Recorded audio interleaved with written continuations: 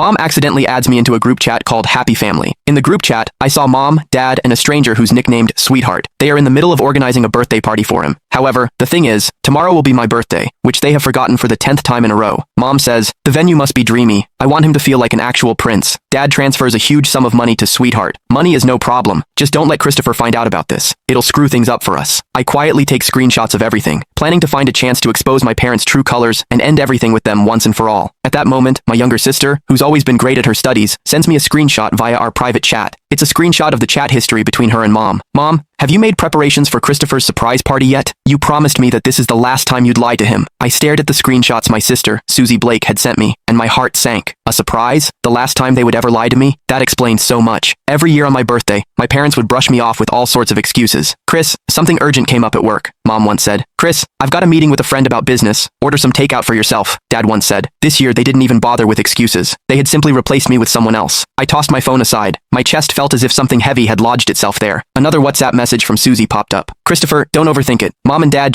I replied with just 2 words. Got it. Overthink it? How could I not overthink it? The facts were right in front of me. That birthday party for their sweetheart was the so-called surprise they had lied to me about. As their biological son, I was nothing more than a backdrop for another boy's happiness. I heard Mom's hushed voice from the living room as she spoke on the phone. Right. We'll go with blue balloons, the biggest and brightest ones. Ben loves blue the most, so it has to be perfect for him. Ben. Listening closely to their conversation, I pieced together the boy's full name, Benjamin Smith. I picked up my phone and searched for the name on Instagram. Soon, a boy with a polished profile picture appeared. His highlighted stories were filled with glamorous photos of him traveling around the world. His most recent Instagram story was a photo of him with my parents, taken in my living room. In the photo, Mom and Dad's smiles were warm and loving. Mom's arm rested affectionately on Benjamin's shoulder, while Dad stood beside him with eyes full of indulgence. It was an expression I had never once seen on their faces. The caption read, "Thank you, Mr. Blake and Mrs. Blake. I'm really looking forward to tomorrow's party." Mom left a comment underneath. "Silly child, there's no need to be so formal with us." Meanwhile, Dad gave the post a like. What a perfect family. I saved the photo along with the group chat screenshots and stored them in my encrypted album. These would be the surprises I planned to give them tomorrow. At dinner, Mom made soup and served me a bowl with exaggerated attentiveness. "Chris, try it. I made this especially for you," she said. I looked at the greasy chicken soup. My throat tightened as a wave of nausea surged up. "Is this supposed to liven up Benjamin's birthday party?" I asked lightly. The smile on Mom's face froze. She glanced at Dad, and his expression darkened immediately. "What nonsense are you talking about? Benjamin?" he replied. "Oh, looks like you forget things easily, Dad." I took out my phone and opened the photo. "Isn't this boy your so-called sweetheart?" Dad's face turned ashen in an instant. Mom rushed to smooth things over. "Chris, you misunderstood. He's the son of an important client of mine. We're just helping to organize his birthday party." "A client's son?" I sneered. "Is he important enough to have a whole group chat, to be tagged as sweetheart, and to even receive a large money transfer? Is he important enough to make you ignore your own son's birthday entirely?" In an instant, the living room fell silent, except for the sound of breathing.